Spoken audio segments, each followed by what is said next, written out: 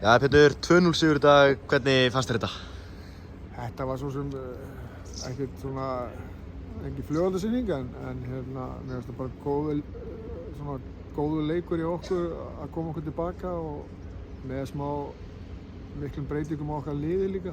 Þannig að mér finnst þetta bara mikið liðin á vellinum í dag. IBVF mjög þétt, markið kemur rétt fyrir lok fyrri hálfleiks. Leyfði það ykkur að anda aðeins léttar?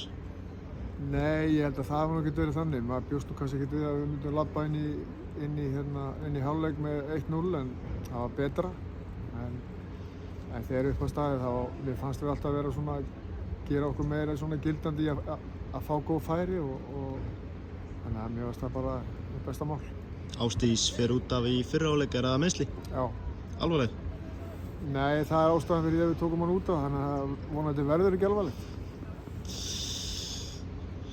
Uppskeran eftir 5 umferðir, 10 stig, ánægður með það? Já, bara mjög ánægður með það.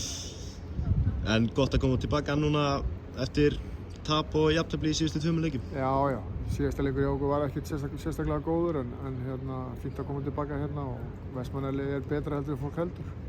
Framstæða sem hægt að byggja á? En mér fannst það. Mér fannst bara liðið vera gott í kvöld sem liðsheild. Takk hérlega. Takk.